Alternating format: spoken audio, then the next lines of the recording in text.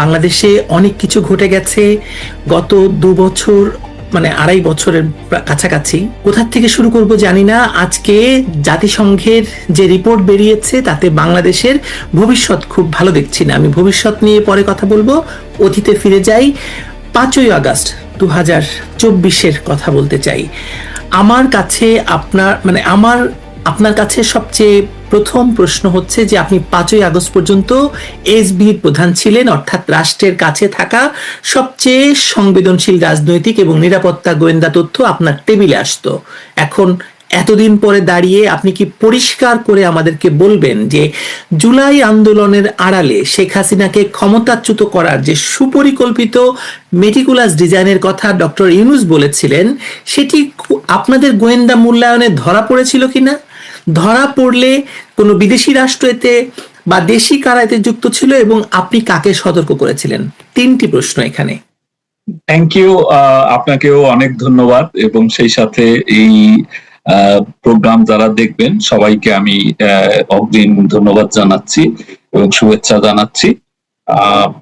হ্যাঁ, 5ই আগস্ট 2024 আমাদের জাতির জীবনে, বাংলাদেশের ইতিহাসে যে জঘন্য একটা অধ্যায়ের সূচনা হয়েছিল, সেই প্রসঙ্গে আমি আজ এই প্রথমবারের মতো অন ক্যামেরা কথা বলছি। হ্যাঁ, আমি 5 তারিখ নয়, শুধু আমি অগাস্টের 13 তারিখ পর্যন্ত এসবির চিফ ছিলাম। কিন্তু যদিও আমাকে 5 তারিখের পর থেকে আসলে ফাংশনাল কোনো রোল আমার ছিল না, বাট আমি তখনও, যেহেতু আমার বদলি হয় নাই, আমি পদ হোল্ড করছিলাম।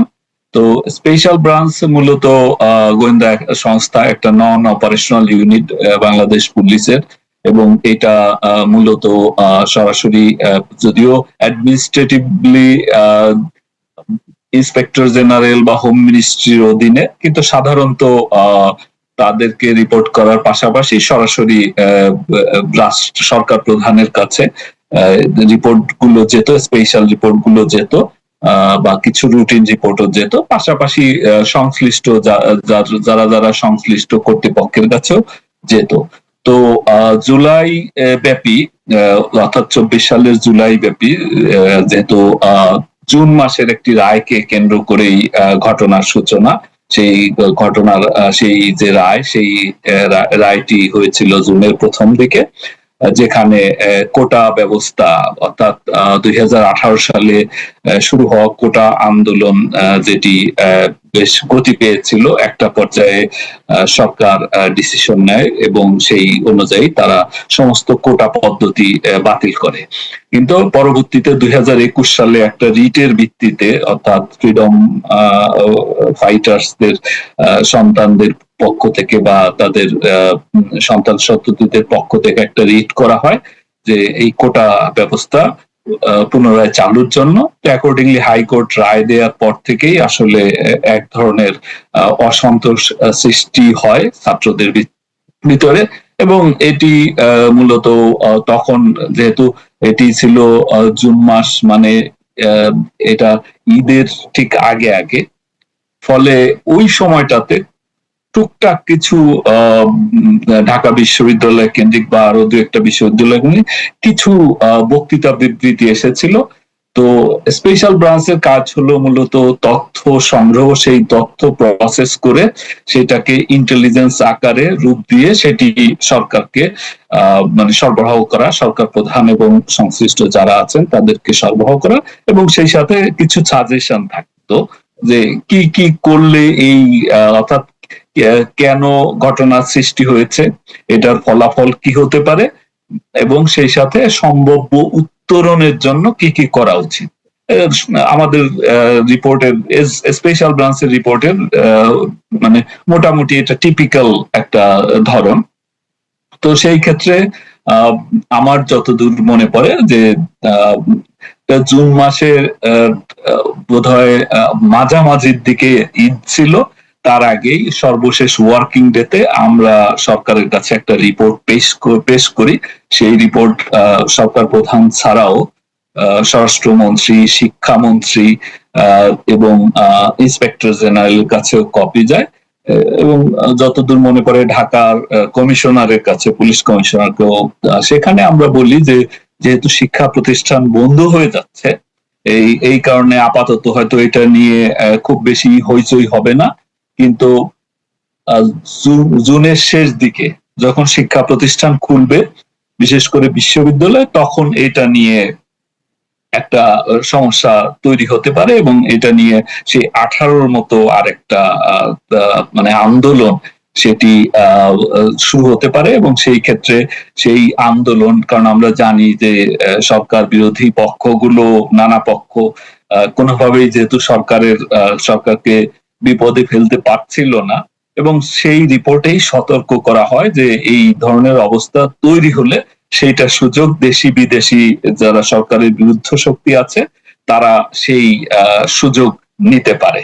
তো এইটাই তো, ফলে আর সুপারিশ ছিল যে দ্রুত এটা কথাবার্তা বলে, সব পক্ষের সাথে কথা বলে আদালতের রায়ের বিরুদ্ধে সরকার আপিল করে যাতে একটা মানে সমঝোতায় পৌঁছানো যায়। এটি ছিল আমাদের জুন মাসের মানে ঈদের আগের রিপোর্টটা, প্রথম রিপোর্ট কোটার উপরে। এরপরে পর্যায়ক্রমে আমরা মানে আরো 15টি, অর্থাৎ স্পেশাল ব্রাঞ্চ মোট 16টি রিপোর্ট দিয়েছে এই কোটা আন্দোলনে, জুন জুলাই মিলে।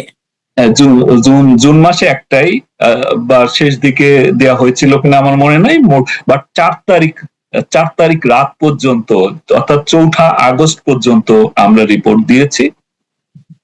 তো এই আন্দোলনটা শুরুর দিকে একেবারেই ছাত্রদের ভিতরে যদিও সীমাবদ্ধ ছিল, কিন্তু জুনের শেষ দিকে শিক্ষা প্রতিষ্ঠান খোলার সাথে সাথে এক ধরনের সভা সমিতি মানে বিক্ষোভের শুরু হয়। কিন্তু কথা মানে তখনই তারা আলটিমেটাম দিতে শুরু করে যে জুলাই মাসের ভিতরে, অর্থাৎ জুনের 30 তারিখের ভিতরে সমস্যার সমাধান না হলে জুলাই থেকে তারা বিক্ষোভ কর্মসূচিতে যাবে, বৃহত্তর আন্দোলন গড়ে তুলবে। তো এটি শুরুতে বলা যায়, মানে আমি যতটুকু দেখেছি স্পেশাল ব্রাঞ্চের চিফ হিসেবে, এটি শুরুতে ছাত্রদের একটা আন্দোলন ছিল। তো কিন্তু পরবর্তীতে এই আন্দোলন যখন আস্তে আস্তে একটু শক্তিশালী হয়, কারণ এটি একটা পপুলার ডিমান্ড ছিল যে কোটা পদ্ধতি, তো ওদের কিন্তু কোটা পদ্ধতি বাতিল, অর্থাৎ আগের জায়গায় ফেরত যাওয়া, সেটা ওদের দাবি ছিল না। শুরুর দিকে সংস্কার অর্থাৎ কোটার যে পার্সেন্টেজ সেটা কমিয়ে আনা, সেটাই ছিল দাবি। কিন্তু এই দাবিটা আসলে শুরুর দিকে এটা খুব পপুলার ডিমান্ড ছিল, কারণ এটা শুধুমাত্র মুক্তিযোদ্ধার সন্তান সন্ততি এবং বেনিফিশিয়ারি ছাড়া বাদ বাকি প্রায় সাধারণ, এবং শুরুর দিকে আমি দেখেছি ছাত্রলীগেরও অনেকে সেই পরবর্তীতে যে শব্দ চালু হয়েছে গুপ্ত বা মেইন স্ট্রিমের অনেকেও মানে ইয়াতে না নামলেও, বিক্ষোভ কর্মসূচিতে অংশ না নিলেও তাদের সায় ছিল। কিন্তু এটা কমপ্লিকেটেড হতে থাকে জুলাইয়ের মাঝামাঝি থেকে, পরিস্থিতি আসলে ভিন্ন দিকে যেতে থাকে এবং এই আন্দোলনের সাথে ক্রমাগত রাজনৈতিক সরকার বিরোধী যে রাজনৈতিক শক্তিগুলো সেগুলো যুক্ত হতে থাকে এবং যুক্ত হতে হতে কিছু বিদেশি শক্তি তারাও এটার সাথে যোগ দেয়। যারা নাম দিয়েছিলেন সেই বিদেশি শক্তি?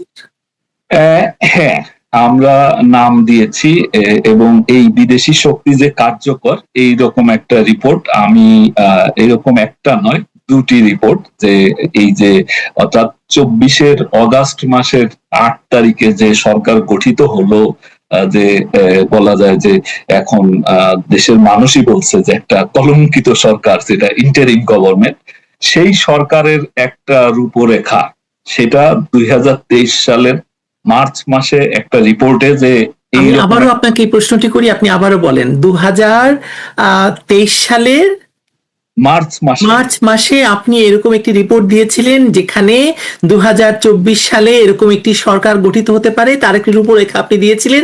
কারা কারা থাকতে পারে তাও কি দিয়েছিলেন? হ্যাঁ, এবং যাদের নাম ওখানে উল্লেখ ছিল তারা অনেকেই উপদেষ্টা হয়েছে, কেউ কেউ বিভিন্ন কমিশনের চেয়ারম্যান হয়েছে, চেয়ারপারসন বা চেয়ারম্যান হয়েছে বা সদস্য হয়েছে, এবং বাকিরা না হলেও যেমন 2-1টা পত্রিকার সম্পাদকেরও নাম ছিল, পরবর্তীতে যদিও তারা শেষ পর্যন্ত রক্ষা পায়নি, তারাও এই কলঙ্কিত সরকারের মানে এই করাপ্টিং এজেন্টদের মানে হামলা শিকার হয়েছে, তাদের নামও ওখানে ছিল। এবং মে মাসে যখন অর্থাৎ 23 সালের মে মাসে যখন এই যে স্যাংশন, ভিসা স্যাংশন আসার এক দুদিন, র্যাবের উপরে ভিসা স্যাংশন এলো যে, না র্যাবের উপরে নয়, র্যাবের উপরে এসছে সেটা আরো আগে, 22 সালে, হ্যাঁ সরি 22 সালে। এটা 23 সালে যখন ওই যে ভিসা স্যাংশন হলো, বিভিন্ন জনের নামে ভিসা স্যাংশন দেবে যারা, এইরকম একটা মে মাসের শেষ দিকে ইউএস গভর্নমেন্ট ইস্যু করে বা ইউএস এম্বাসি ঢাকা ইস্যু করে। তো সেইটা 2-1 দিন আগে আমি আরেকটা রিপোর্ট দেই যে একটা কিছু আসছে, যেটা এই, তো এই বিষয়টা আমরা অবহিত ছিলাম এবং কোন কোন দেশ এইটার সাথে অংশগ্রহণ করতে পারে। তো তো এই রিপোর্টটা যে কোনো ভাবেই মনে হয় আমার কোনো ডিভাইসের থেকে গিয়েছিল। তো এই রিপোর্টটা আমি পরে মিলিয়ে দেখলাম, যেহেতু 23 সালের ঘটনা, যে মানে এটা 24 সালের সেপ্টেম্বর অক্টোবর মাসের দিকে আমি রিপোর্টটা রিট্রিভ করতে পারি। তো রিপোর্টের কপিটা যেহেতু ড্রাফট কপিটা, তো সেখানে দেখলাম যে বলা যায় যে কম বেশি 90% মিলে গেছে। সত্যতা সরকারের রেসপন্স কি ছিল আপনার সেই রিপোর্টের পরে? এই রিপোর্ট আসলে এখন যেহেতু আর আমি সরকারি চাকরিতে নাই, এখন তো বলাই যায় এই রিপোর্টটি আমি প্রথম যে রিপোর্টের কথা বললাম মার্চ মাসে, সেটি আমি মাননীয় প্রধানমন্ত্রীর হাতে দিয়েছিলাম সরাসরি হস্তান্তর করার পর, উনি ওটা পড়েছিলেন। তো এখানে ইন্টারেস্টিং বিষয় যেটা শেয়ার করা যায় সেটি হলো, আমার ওখানে রিপোর্টে উল্লেখ ছিল যে ডক্টর ইউনূস বয়সজনিত কারণে, সেই যে তখন একটা আমার বক্তব্য ছিল জাতীয় সরকার, কিন্তু হয়েছে ইন্টারিম সরকার, বাদ বাকি সব মিলে গেছে। তো সে হয়তো বয়সজনিত কারণে সরাসরি নিজে থাকবে না, তার প্রতিনিধি হিসেবে 2-3 জনের নাম ছিল যে এদের কাউকে সে এই জাতীয় সরকারের প্রধান করতে পারে, ডিপলিটিসাইজেশন যেটা আর কি। তো সেইটা মাননীয় প্রধানমন্ত্রী পুরো রিপোর্টটা বোধহয় 7-8 পৃষ্ঠার একটা রিপোর্ট, এটা একটা গবেষণাপত্রের মতো বলতে পারেন। তো উনি পুরোটা পড়লেন, পড়ে ওই জায়গায় এসে উনি আমাকে বললেন যে তুমি জানো না ইউনূসের মতো লোভী লোক, ক্ষমতা লোভী, ও নিজেই হবে, দেখবা ও নিজেই হতে চাইবে। তো আমি তখন আমার একটু খটকা লেগেছিল, কারণ আমি ডক্টর ইউনূসকে কখনো সামনাসামনি দেখি নাই, তার সাথে কখনো আমার কথা হয় নাই, তার কোনো সভা সেমিনারে আমার যাওয়ার সুযোগ হয় নাই, আমি দূর থেকে দেখেছি মানে, কিন্তু আমি আসলে তাকে ওই সময়ও চিনতে পারি নাই। তো মাননীয় প্রধানমন্ত্রী ওই সময় আমাকে বলেছিলেন যে তুমি চিনো না ওরে, ওর মতো লোভী লোক, ও মরার আগের দিন পর্যন্ত ক্ষমতার লোভ ছাড়বে না, এবং ওই এটা মূল হবে দেখবা যদি এরকম একটা কিছু হয়। তো সেই কথাটা আমার পরবর্তীতে আমার বারবার আমার মনে হয়েছে যে আসলে একমাত্র প্রধানমন্ত্রী শেখ হাসিনাই ডক্টর ইউনূসকে চিনতে পেরেছিলেন যে এরকম একটা প্যাথোলজিক্যাল লায়ার। কিন্তু মনিরুল ইসলাম, উনি জানতে পারলেন, আপনারা রিপোর্ট দিলেন, কি ব্যবস্থা নিল সরকারের পক্ষ থেকে, কি ব্যবস্থা নেওয়া হয়েছিল? সরকারের পক্ষ থেকে তখন এটি উনি পুরোপুরি রিপোর্টটা এন্ডোর্স করেছিলেন এবং অ্যাকনলেজও করছিলেন বেশিরভাগ পয়েন্টস এর সাথে। তো এটি ছিল যে এটা আমাদের ছিল যে এটা প্রেডিকশন ছিল যে ইয়ার শেষ দিকে, অর্থাৎ ইলেকশনটাই হতে দেবে না 24-এর, এই ইলেকশনের আগে আগে আগে বা পরে এটা হবে। তো ইলেকশনটা তো আসলে হয়ে গেল শেষ পর্যন্ত, এবং ইলেকশনের আগে এই ধরনের একটা প্রচেষ্টা হয়েছিল, মানে আমরা পরবর্তীতে যেটা মিলিয়ে দেখেছি সেটা হলো 28 অক্টোবর 2023, যে বিএনপি জামাতের সমাবেশ। তো ওইটাকে টার্গেট করে, তো ওইটা তো আসলে যেহেতু এটা কন্ট্রোল করা সম্ভব হয়, তো কন্ট্রোল করে ফেলার কারণে তখন আসলে ওই শকটা, ওই ব্লু প্রিন্টটা বাস্তবায়ন হয় নাই। কিন্তু একটা সমস্যা হয়েছে, ইলেকশন পর্যন্ত সরকার এবং মানে সরকারি দল, সরকার এবং মানে গভর্নমেন্ট মেশিনারি যারা ছিল, গোয়েন্দা সংস্থা সহ সবাই কিন্তু ইলেকশনটা হয়ে গেল নতুন সরকার হয়ে যাওয়ার কারণে তখন কিছুটা কমপ্লেসেন্ট হয়ে গিয়েছিল, গা যে ছেড়ে দিয়েছিল বলতে চাইছি। গা ছেড়ে দিয়েছিল, সেটা বললেই বোধহয় ভালো হয়। যে আগামী মানে আন্দোলন হইলেও 3 বছর পরে চতুর্থ বছর বা শেষ বছরে গিয়ে আন্দোলন হয়, এটাই তো আসলে আমরা রেওয়াজ দেখেছি। তো ওই রকম একটা গা ছাড়া ভাব আসলে চলে এসেছিল। তো এই কমপ্লেসেন্সির কারণেই তখন অনেকে বলেছে যে এই সরকার টিকবে না, কিন্তু আমরা মিলাতে পারিনি। তো পরবর্তীতে মিলাতে গিয়ে আমরা যেটা দেখেছি যে এটা আসলে এই প্রক্রিয়াটা শুরু হয় 2019 থেকে। এই মেটিকুলাস ডিজাইনটি আপনি বলছেন 2019 থেকে শুরু হয়েছে। 2019 থেকে, কারণ এটি যারা এই এই এই যে ডিপ স্টেট যেটা বলা হয়, এই কথিত ডিপ স্টেট, এইটা তো অফিসিয়াল কিছু না, অফিসিয়াল না আবার অফিসিয়ালও। এই প্রসেসটা তো শুরু হয়েছে 2006 থেকে। আমরা দেখেছি 7-8 এটা ফেল করলো। ফেল করার পর তারা দেখেছে এবং তারা চিন্তা করেছে যে যেহেতু আওয়ামী লীগ সরকারের পরিবর্তন করতে হবে, সেই সরকারকে তারা মনে করেছিল যে 18-তে এই সরকার পরিবর্তন হয়ে যাবে, 18-র ইলেকশনের মাধ্যমে। তো 18-র ইলেকশনে এই সরকার দেখলো যে এই সরকারকে ইলেকশনের মাধ্যমে মানে এই সরকারকে আউট করা সম্ভব নয়। এবং তাদের এই ডিপ স্টেট তাদের গবেষণায় এবং তাদের পর্যবেক্ষণে দেখেছিল, এবং তাদের লোক তো নানা স্তরে ছড়ানো ছিটানো ছিলই, দেখেছিল যে এইটা যদি অর্থাৎ রাজনৈতিক দলের পক্ষে সরকারের পতন ঘটানো, আন্দোলন করে, মানে অর্থাৎ কনভেনশনাল ওয়েতে সরকারের পতন ঘটানো ও কনভেনশনাল মুভমেন্টের মাধ্যমে সরকারের পতন ঘটানো সম্ভব না।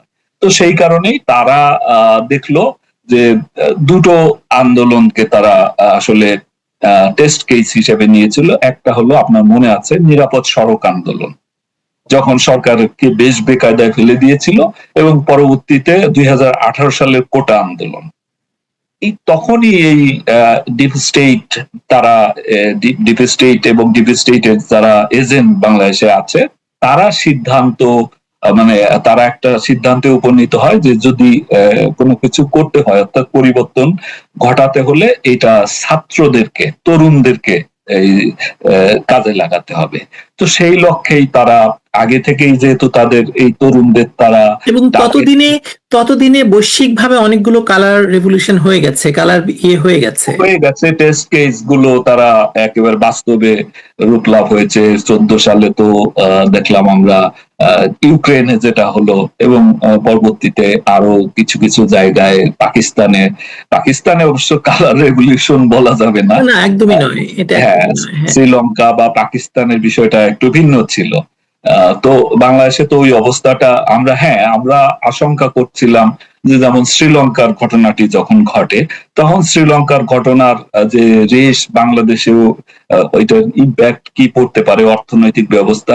তো সেটা আসলে করোনার কারণে আমাদের অর্থনীতিতে বেশ সমস্যা ছিল, তারপর ইউক্রেন যুদ্ধের কারণে তো আসলে ইকোনমিক ক্রাইসিস কিছুটা ছিল, কিন্তু সরকার, প্রধানমন্ত্রী তার যে স্টেটম্যানশিপ সেটা দিয়ে, ম্যানেজমেন্টের মাধ্যমে সেগুলো কিন্তু সামাল দিয়েছিল।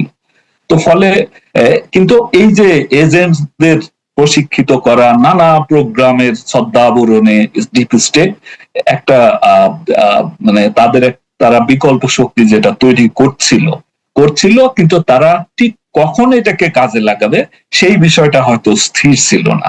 কিন্তু এই যে আমি আবার ফিরে যাই জুলাই মুভমেন্টের মাঝামাঝি যখন দেখলো যে এটা ব্যাপক মানুষের মানে ছাত্রদের এটার অংশগ্রহণ আছে, তখন তারা সেটার সাথে ইনভলভ হয়ে যায়। এবং আমি যদিও জুলাইতে কিছুদিন আমি দেশের বাইরে ছিলাম, আমি একটা প্রোগ্রামে নিউ ইয়র্কে ছিলাম 14ই জুলাই থেকে 13ই জুলাই থেকে 20 জুলাই পর্যন্ত। তো কিন্তু মানে আমি পরবর্তীতে শুনেছি যে এই 13-14 তারিখের দিকে জুলাই মাসের মানে ঢাকার একটা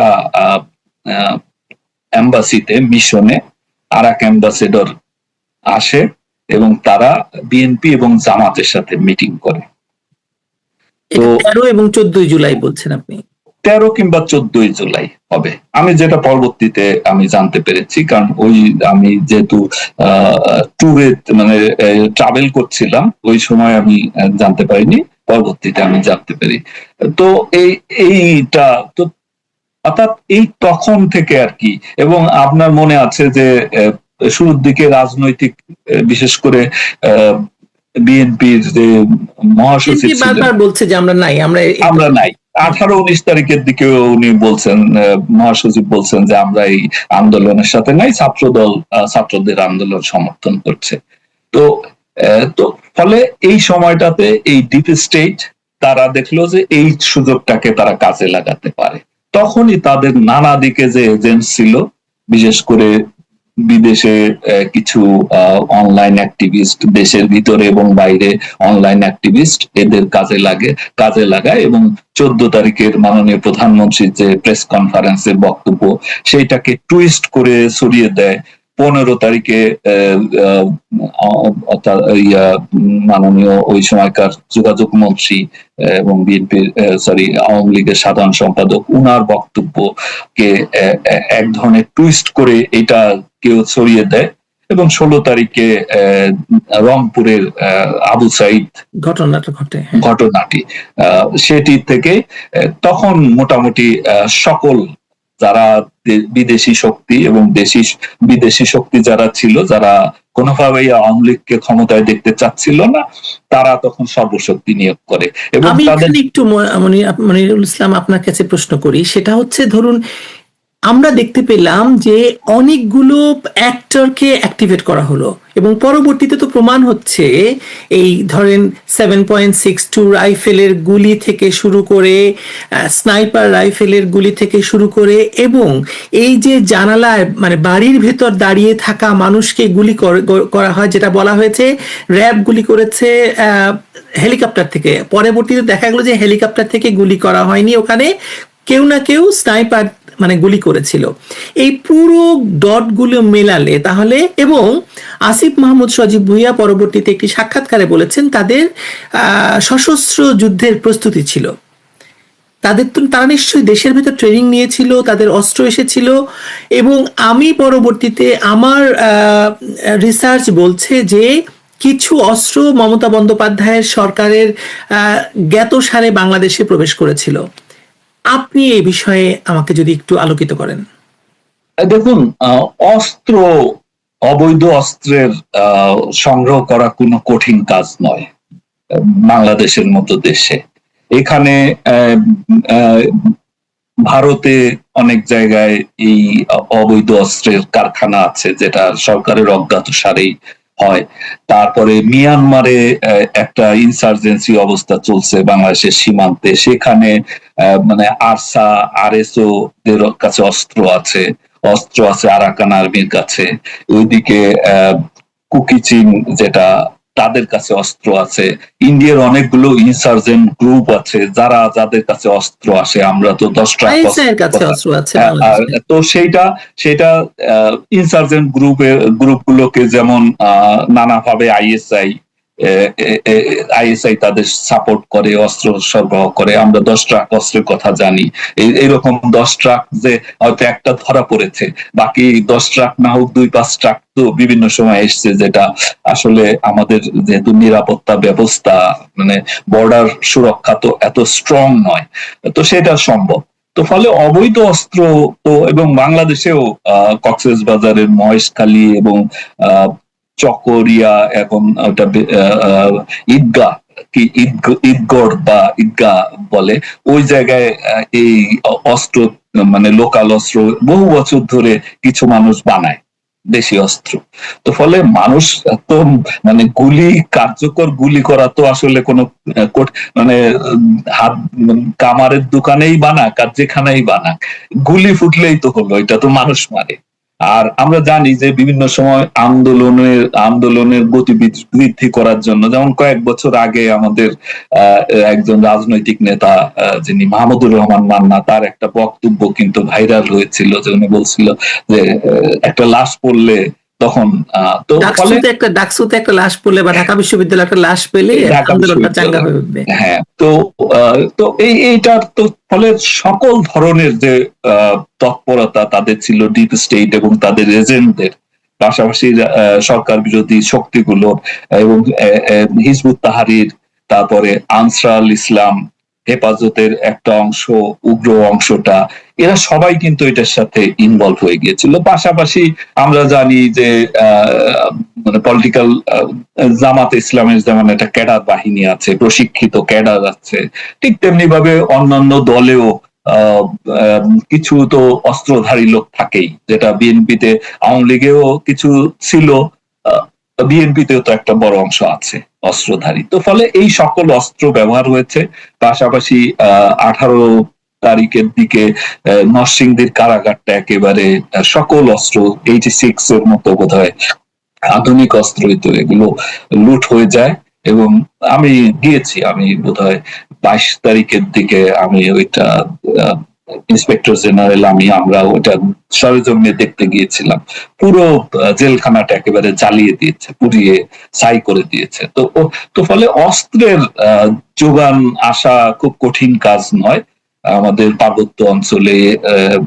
18 তারিখে যখন নরসিংদী কারাগারের মতো এরকম একটি কারাগার যেখানে অনেক জঙ্গিরা ছিল, সেটা ভেঙে জ্বালিয়ে সেখান থেকে লোকজন বেরিয়ে যায়, অস্ত্র চুরি হয়ে যায়, মানে লুট হয়ে যায়, আপনারা কি তখনও বুঝতে পারছিলেন না যে এটা আসলে মানে ভয়াবহ অবস্থার দিকে চলে যাচ্ছে? সরকার কি তখন বুঝতে পারছিল কিনা? এটি সরকার বুঝতে পেরেছিল।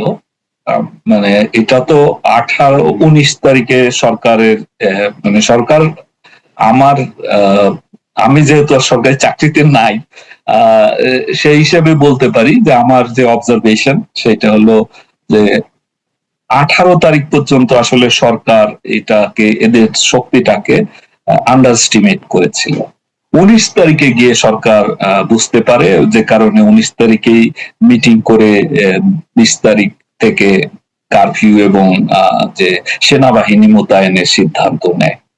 তো ওই সময়টা তো আসলে তারপরে যে ঘটনাগুলো ঘটেছে, এগুলো সরকার চেষ্টা করেও আসলে নিয়ন্ত্রণ করতে পারে নাই, কারণ এত এত নানামুখী শক্তি ওইটার সাথে যুক্ত হয়ে গিয়েছিল। এবং তারপরও দেখেন যে 20 তারিখে যখন সেনাবাহিনী মোতায়েন হলো, 22-23 তারিখের দিক থেকে কিন্তু এক ধরনের রিকনসিলিয়েশন প্রসেস শুরু হয়।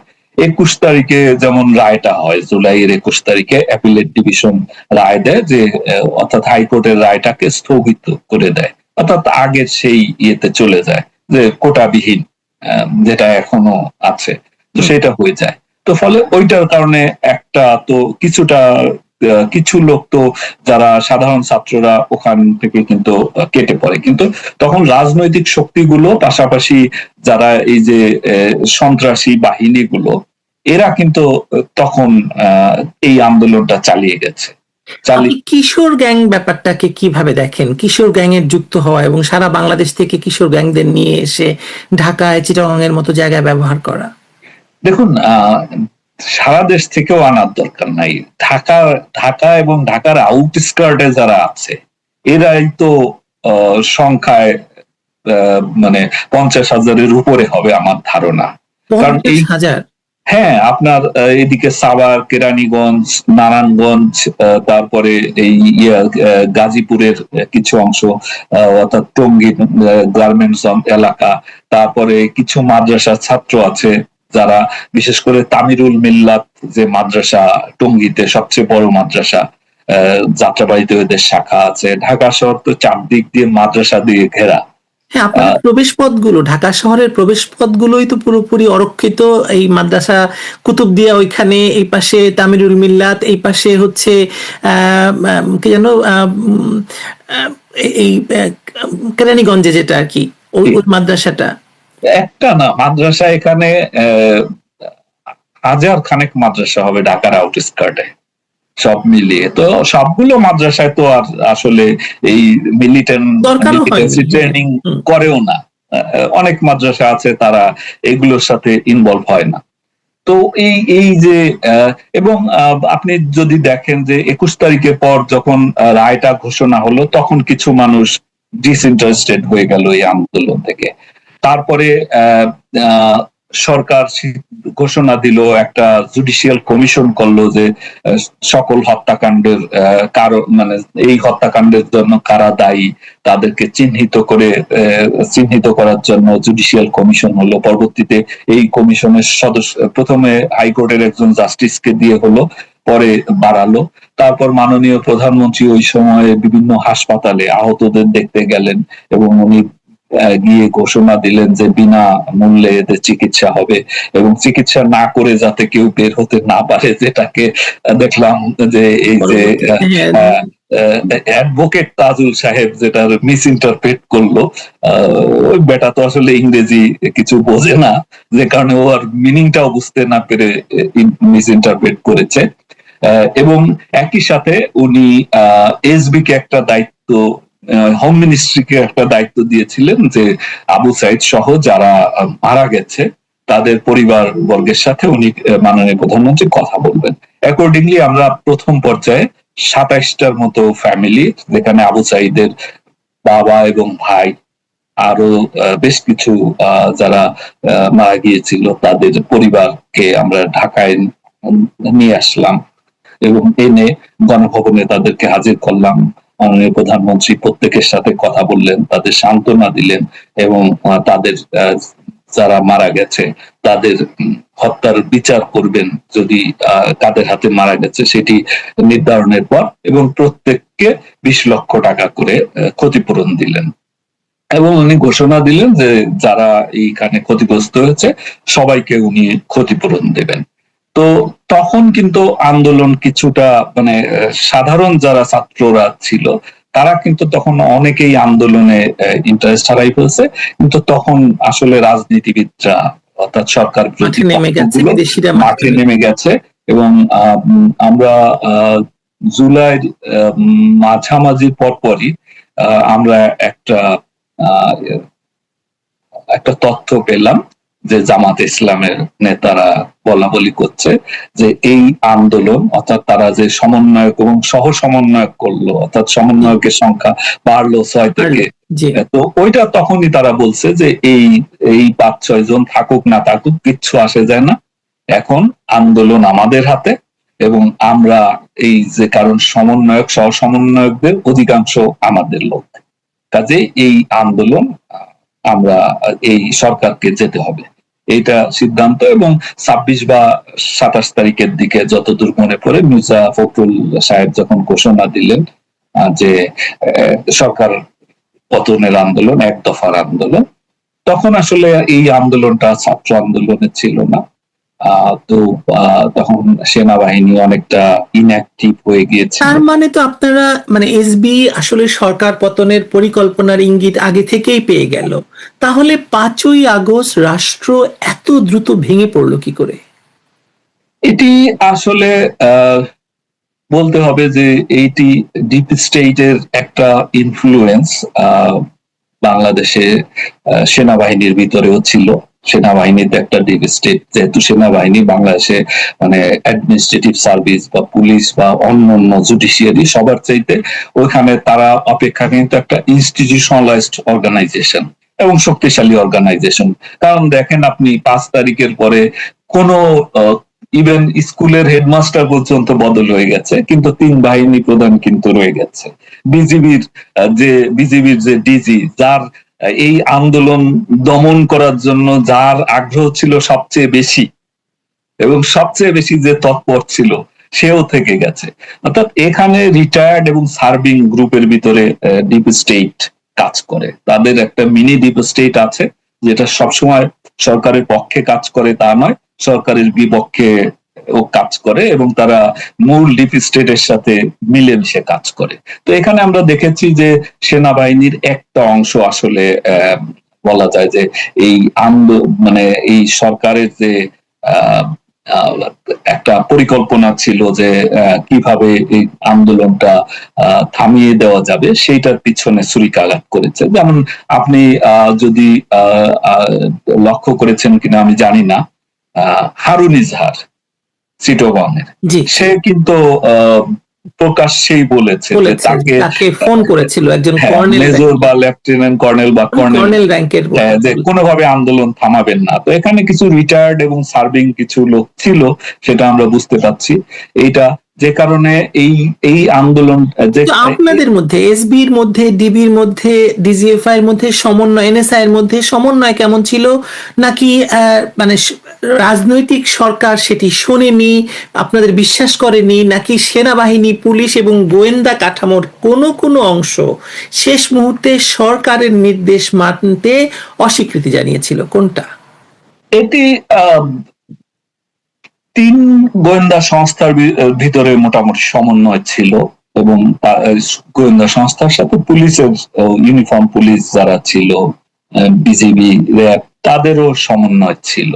কিন্তু সমস্যা হচ্ছে যেহেতু সেনা মোতায়েন ছিল, এই সেনা বাহিনীর যে ডিপ স্টেটের যে অংশটা, এরা আসলে ভিতরে ভিতরে সরকারের বিপক্ষে এবং স্যাবোটাজ করেছে বলা যায়। কারণ এখানে যদি রাজনৈতিক শক্তিকে মোকাবেলা করার জন্য বা এই আন্দোলনে মানে আওয়ামী লীগ তো একটা বড় দল, কোনো সন্দেহ নাই। এত নির্যাতন নিপীড়নের পরেও এখন মানুষের মুখে মুখে, কিন্তু বাংলাদেশের মানুষের মুখে মুখে আওয়ামী লীগের নাম, যদিও ক্ষমতাসীনরা সাধারণ মানুষের কথা কখনোই শুনে না বা শুনতে পায় না, কারণ কান অনেকটা তারা বধির থাকেন, যে দেওয়ালের ভাষা বুঝতে পারেন না। কিন্তু ফলে এই যে রাজনৈতিক শক্তিটাকে আসলে কাজে লাগানো হয়নি আমি মনে করি। যে যেমন 5 তারিখে ধরেন, যে 5 তারিখ মানে ইভেন 3-4 তারিখের দিকে যদি আওয়ামী লীগ একটা বড় জমায়েত করতো, তারা তো 5-10 লাখ লোক জমা করার ক্ষমতা রাখতো। তাহলে কিন্তু এটা তারা একটা জায়গায় অবস্থান করলেও সেটাও কিন্তু এই আন্দোলন কে নিয়ন্ত্রণ করার ক্ষেত্রে এটা একটা ভূমিকা পালন করতো, কারণ ওদের উপরে সাইকোলজিক্যাল ইফেক্ট তৈরি হইতো, এবং রাজনৈতিক শক্তিগুলো তখন অন্য মানে সরকার বিরোধী শক্তিগুলো ভয় পেয়ে যেত। হ্যাঁ, আমরা রাজনৈতিক কোন ধরনের মুভমেন্ট তখন হ্যাঁ, দেখিনি, তো বিশেষ করে এইটা 30 এইটা তারিখে। আসলে এইটা আমি যতদূর দেখেছি, এটা আসলে মানে এই সমাবেশ ডেকেও জমায়েত ডেকেও এটা পরবর্তীতে স্থগিত করা হয়। এটা ওই যে আসলে সেনাবাহিনীর পক্ষ থেকেই বলা হয় যে যেহেতু কারফিউ হবে, কারফিউর ভিতরে এদেরকে আসতে দেওয়া যাবে না। কারফিউ তাহলে মানা ইম্পোজ করা সম্ভব হবে না। এবং 5 তারিখের ঘটনাটি আসলে খুবই এটি এই ঘটনাটি ঘটে যাওয়ার 4 তারিখের ঘটনা আমি বলি, তো নানাভাবে নানাজন নানা রং মাখিয়ে বলছে। 4 তারিখে দুপুরের দিকে একটা মিটিং ছিল, যেটা এই মিটিংটা 4 তারিখে ডিসিশন হয়েছে তা না, 4-5 দিন আগে ন্যাশনাল সিকিউরিটি সেল একটা আছে, সেই ন্যাশনাল সিকিউরিটি সেলের মিটিং মাঝে মাঝে হয় অ্যাজ এন্ড হোয়েন নেসেসারি। তো অ্যাকর্ডিংলি যে এই ধরনের ক্রাইসিস তৈরি হলে তখন এই মিটিংটা হয়। তো 5-7 দিন আগে থেকেই চিঠি দিয়ে এই মিটিংটা ডাকা হয়েছিল, এবং ওই দিন একটু দেরিতে শুরু হয় বলে এটা আনুমানিক 12টা 12:30টায় শুরু হয়। এখানে 3 বাহিনী প্রধান, সেনাবাহিনীর ঊর্ধ্বতন কর্মকর্তা মানে লেফটেন্যান্ট জেনারেল অর্থাৎ পিএসও, এফডি, কিউএমজি এবং সিজিএস, তারাও এখানে উপস্থিত থাকেন। পাশাপাশি কয়েকটা মন্ত্রণালয়ের মন্ত্রী, সচিব এবং গোয়েন্দা সংস্থাগুলোর প্রধান, পুলিশ প্রধান, তারপরে র্যাবের ডিজি, বিজিবি, আনসার ডিজি, তারাও এখানে উপস্থিত ছিলেন। তো এই মিটিং এ কিন্তু মানে সমন্বিত ভাবেই কাজ করার সিদ্ধান্ত হয়। কিন্তু রাতের বেলায় হঠাৎ করে একটা মানে আনশিডিউলড এমার্জেন্সি মিটিং কল করা হয়, যদিও আমি সেই মিটিংটাতে ইনভাইটেড ছিলাম না, শুধুমাত্র ইউনিফর্মধারী যারা ছিলেন তাদের তারা গেছেন। বাট আমি মানে আমি এবং ডিজিএফআই আমরা গণভবনে উপস্থিত ছিলাম। এটি রাতে শুরু হয়, 10:30টার পর শুরু হয়, 10:30টায় শিডিউল থাকে, 4 তারিখ রাতে। এবং এই মিটিংটা প্রায় 11:30টা পর্যন্ত চলে।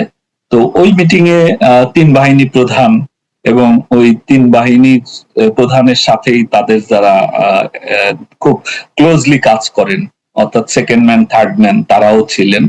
পাশাপাশি পুলিশ, আইজিপি, বিজিবি, আনসার এবং র্যাবের ডিজি, তারাও ছিলেন। তো ওই মিটিং এর বিষয়বস্তু সম্পর্কে যেহেতু আমরা মিটিং এ ছিলাম না, জানি না, কিন্তু পরে বের হওয়ার পরে সিদ্ধান্ত হয় যে মানে জানতে পারি যে এই সিদ্ধান্ত হয়েছে যে যেহেতু কারফিউ বলবৎ আছে, সকাল থেকে ঢাকায় বহিরাগতদের ঢুকতে দেওয়া হবে না, এরকম একটা সিদ্ধান্ত।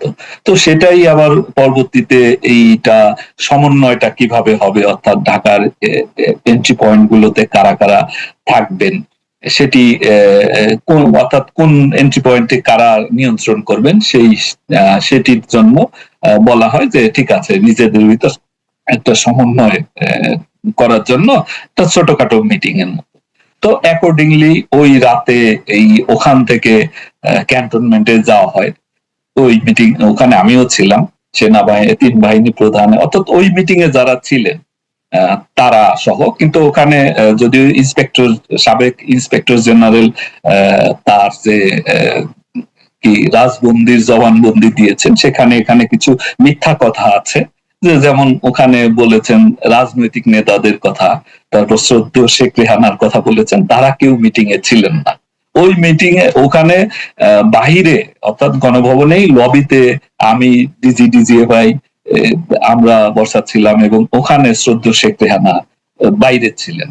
এবং ওখানে general Tarique Siddique security adviser ছাড়া ওখানে স্বরাষ্ট্রমন্ত্রী বা আইনমন্ত্রী কেউ কিন্তু ওই মিটিং এ ছিলেন না। ফলে উনি এখানে এক ধরনের, আমি জানি না, উনি চাপে পড়ে হয়তো লিখে দেওয়া বক্তব্য উনি বলেছেন।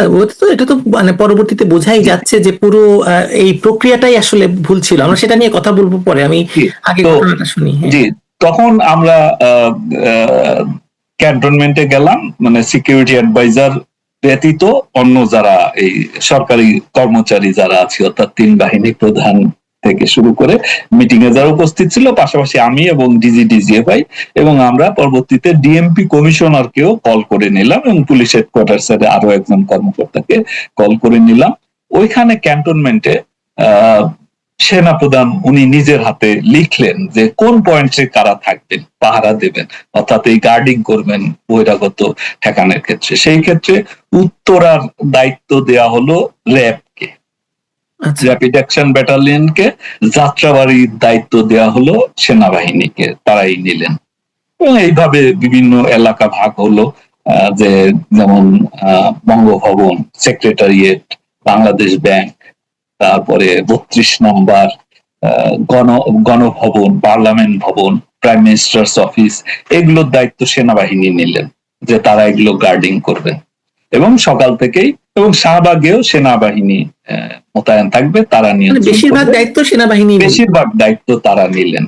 এবং পরবর্তীতে ওখানে একটা ভিডিও কনফারেন্সে সকল জিওসি এরিয়া কমান্ডাররা যুক্ত ছিলেন, ওখানেও আমাদের উপস্থিতিতে সেনাপ্রধান নির্দেশনাগুলো দিলেন। এগুলো কিন্তু 4 তারিখ রাত, তখন 12টার বেশি বাজে, প্রায় 12:30 বাজে তখনকার ঘটনা। কিন্তু এই যে পরের দিন সকালে যে ওনারা ছেড়ে দিবেন এইভাবে, এইটা তো আসলে বোঝা যায়নি। কারণ এটা যদি বোঝা যেত তাহলে অন্তত ওই জায়গাগুলো পুলিশ থাকতো, পুলিশ থেকে এই চেকপোস্ট বসিয়ে, চেকপোস্টে আমি একটা ঘটনার কথা জানি, বনানীতে পুলিশ চেকপোস্ট থেকে যিনি দায়িত্বে ছিলেন তাকে সেখান থেকে সরিয়ে দেয় ডিজিএফআই নির্দেশনা দিয়ে। হ্যাঁ, এইভাবে বিভিন্ন জায়গায়। এবং উত্তরাতে যেখানে র্যাব দায়িত্বে ছিল, এবং ওখানে র্যাবের সাথে সেনাবাহিনীরও কিছু লোক উপস্থিত ছিল, একজন মেজর সহ। তো ওখানেও যখন ছেড়ে দিল, তখন আমরা যখন উত্তরার ডিসি এবং ওখানে আরেকজন অফিসারকে ওখানে মোতায়েন করা হয়েছিল ডিসি পদমর্যাদার, তাদেরকে জিজ্ঞাসা করা হয় যে ওখানে কেন তোমরা ছেড়ে দিলে, তখন বলে যে মেজর সাহেব আমাদেরকে বলেছে। তো এটি তো তো যেহেতু 12:30 পর্যন্ত এইরকম কথা হলো, ফলে পুলিশ সেনাবাহিনীর উপরে আস্থা রেখেছে, একইভাবে আস্থা রেখেছিল সরকার। কিন্তু পরের দিন তো আমরা দেখলাম যে তারা ছেড়ে দিল, প্রথমে ওখানে, পরবর্তীতে শাহবাগে তারা ফ্রি করে দিল এবং যাত্রাবাড়ি তারা ফ্রি করে দিল।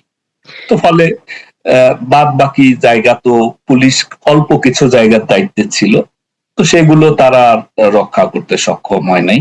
তো তারপরে 5 তারিখের বিষয়টা তো এরপর যা আছে সেটা তো প্রকাশ্যেই হয়েছে।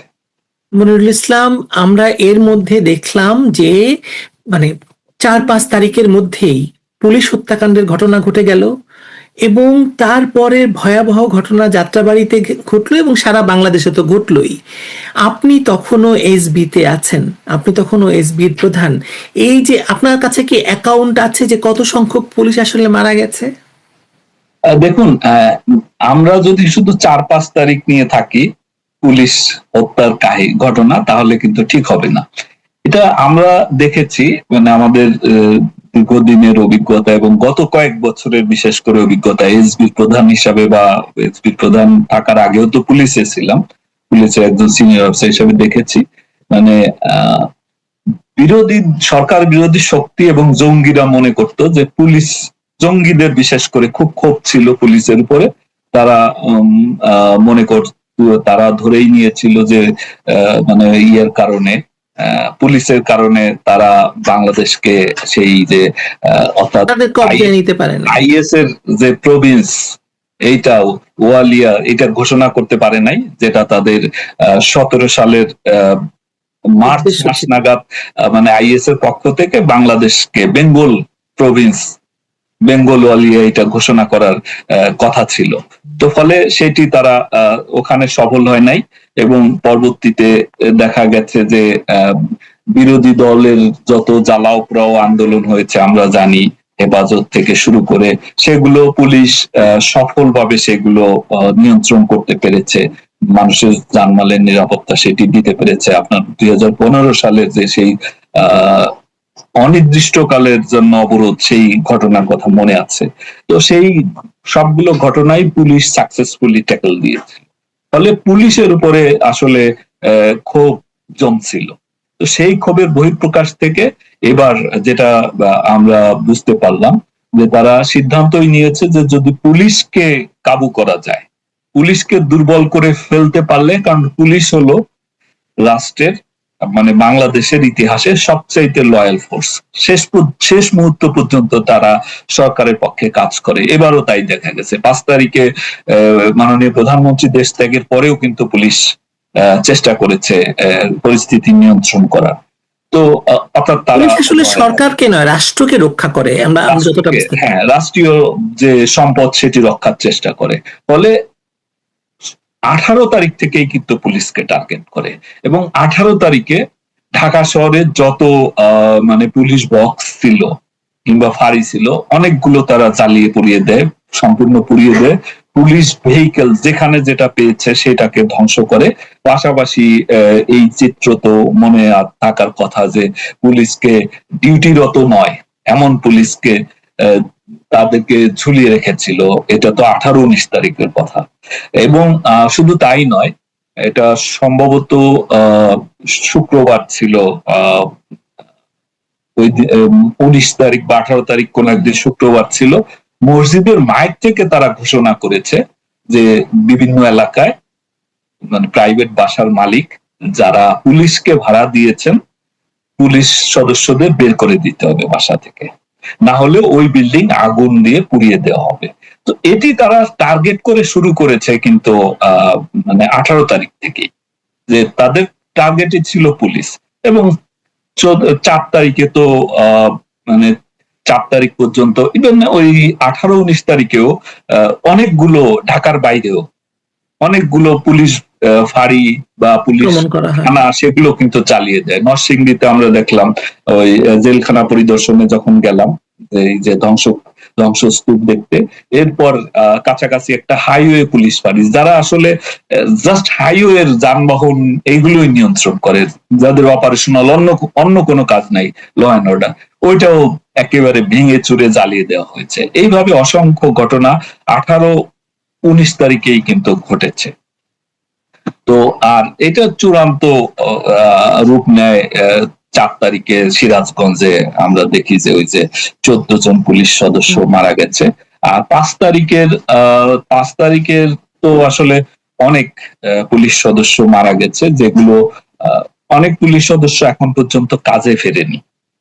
তো ধরুন যে সিনিয়র অফিসার যাদের নামে মামলা মোকদ্দমা আছে, তো মামলা মোকদ্দমা থাকা পুলিশ সদস্যরা না হয় পলাতক, কিন্তু যাদের নামে কোনো মামলা নাই, কনস্টেবল, এএসআই কিংবা সাব ইন্সপেক্টর, তারা কাজে ফেরে নাই।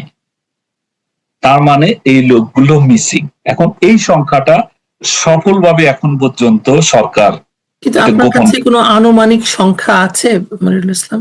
এটি আমি আনুমানিক, আপনার ফোর্স, আপনি এটার মানে এটার বস ছিলেন, আপনি এটার প্রধান হিসেবে ছিলেন, আপনার ফোর্সের মানুষেরা। হ্যাঁ, সেটা ঠিক, বাট 5 তারিখ তো আসলে দুপুরের পর থেকে আর আমার পুলিশের কোন সংস্থার সাথে বা পুলিশের সেখানে তো আর এই তথ্যে অ্যাক্সেসটা ছিল না। যদিও 5 তারিখে আমি কথা বলেছিলাম, বা 5 তারিখের আগেও হিসাব চলছিল যে শুধু পুলিশ নয়, কত লোক এই পর্যন্ত মারা গেছে, তাদের ভিতর রাজনৈতিক পরিস্থিতি কি। এর ভিতরে একটা বড় অংশ কিন্তু আওয়ামী লীগ, ছাত্রলীগ, স্বেচ্ছাসেবক লীগের।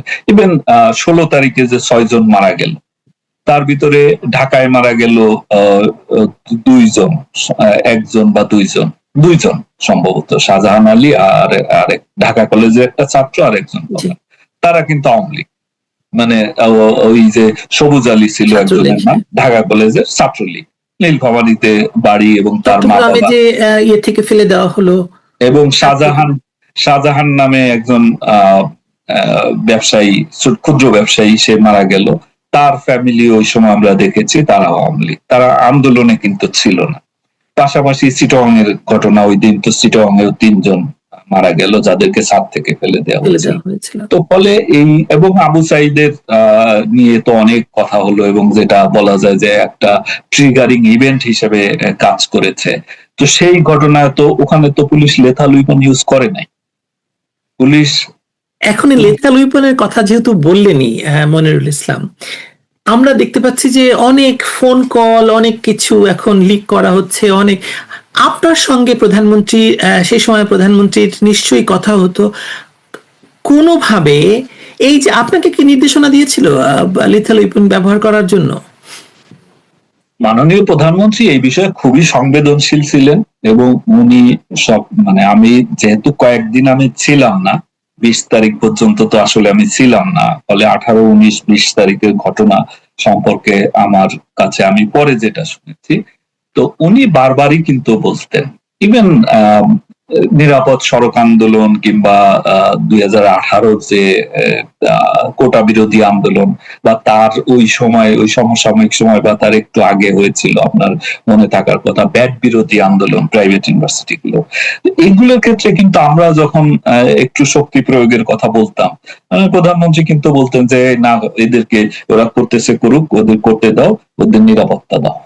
উনি তো এখানেও আসলে যেটি ভুল ভাবে উপস্থাপন করা হচ্ছে, এবং এটা তো আসলে একটা ফার্স হচ্ছে যে বিচারের নামে, কারণ এখানে বিচার কি, এখানে তো তদন্তই হয়নি, কারণ তদন্ত করার সুযোগই তো নাই।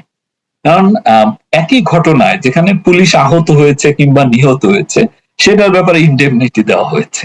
তো একই ঘটনায় ওখানে ধরে নেন একটা, আমরা যদি একটা উদাহরণ হিসাবে নেই, যে কোনো একটা জায়গায়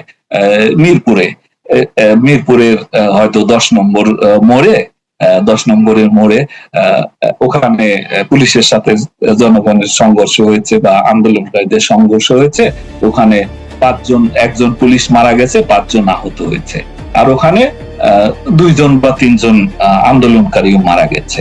এখন আপনি পুলিশ হত্যা বা পুলিশে যে আহত হলো সেইটা তদন্ত করবেন না, তো এই তদন্ত কিভাবে সঠিক হবে বলেন? আপনি তো এক পেশে তদন্ত করতে পারেন না। এখানে পুলিশের তো ফোর্স ইউজ করা, তো পুলিশ আইনগতভাবে পুলিশ এম্পাওয়ার্ড, যে প্রয়োজন অনুযায়ী তারা শক্তি ব্যবহার করবে, এবং সেই শক্তি মানে ওয়ার্নিং থেকে শুরু করে লেথাল উইপন পর্যন্ত, যেখানে যেটা প্রয়োজন। শুধু কিন্তু এই ক্ষেত্রে তদন্তের ক্ষেত্রে দেখা দরকার যে পুলিশ কোন পরিস্থিতিতে শক্তি ব্যবহার করেছে। এইটা কি আসলেই ওইখানে পরিস্থিতিটা শক্তি প্রয়োগের জন্য পরিস্থিতি উদ্ভব হয়েছিল কিনা, এর চাইতে কম শক্তি ব্যবহার করে এটা নিয়ন্ত্রণ করা যেত কিনা, নাকি পুলিশ অতিরিক্ত করেছে, সেটাই তো তদন্তের বিষয় হওয়ার কথা। কিন্তু এগুলো তো কিছুই না, এগুলো ইন্ডেমনিটি দিয়ে এগুলো তদন্তই করা যাবে না, বিচার করা যাবে না, মামলা নেওয়া যাবে না, এইটা বলে আপনি তদন্ত করছেন। এইটা তো কোনো তদন্তই না, আর এটা বিচার তো, এটা এই বিচার তো এক পেশে, এবং এই বিচারের রায় আগে থেকেই লেখা, এবং একটা নির্দিষ্ট মানুষকে বা নির্দিষ্ট কয়েকজন মানুষকে শাস্তি দেওয়ার জন্যই করা হচ্ছে, এটা বোঝা যাচ্ছে। কিন্তু আপনি এই পর্বে আপনি আমাকে বলবেন যে অন্তত পক্ষে আপনার ধারণা মতে কত সংখ্যক পুলিশ মিসিং আছে এবং নিহত হয়েছেন? এটি দেখুন, আমার কাছে এক্সাক্ট পরিসংখ্যানটা নাই, তবে সরকার থেকে যে 44 জনের কথা বা 45 জনের কথা বলা হচ্ছে, আমার যে অ্যানালিসিস সেটা এইটা সঠিক নয়। এর চাইতে অনেক বেশি সংখ্যক পুলিশ মারা গেছে, এবং যারা মিসিং, যারা এখন পর্যন্ত কর্মে যোগদান করে নাই, এরা যারা জুনিয়র অধস্তন কর্মকর্তা, আমরা যাদেরকে আইনের ভাষায় বলি, তারা যাদের নামে কোনো মামলা মোকদ্দমা নাই কিন্তু মিসিং, কাজে যোগ দেয় নাই, আমি মনে করি যে তাদেরও মেরে তাদের হয়তো লাশ পুড়িয়ে দেওয়া হয়েছে, কিংবা এই সংখ্যাটা কত হতে পারে সেটাই আমি আসলে, এটা আমি আসলে যেহেতু কত মিসিং, মানে কতজন কাজে যোগদান করে নাই, এই পরিসংখ্যানটা আমার কাছে নাই, সেই কারণে এটা আসলে মানে অনুমানও করতে পারছি না, দুঃখিত। অশেষ ধন্যবাদ মনিরুল ইসলাম, আমি আবার যুক্ত হব আপনার সাথে। Thank you.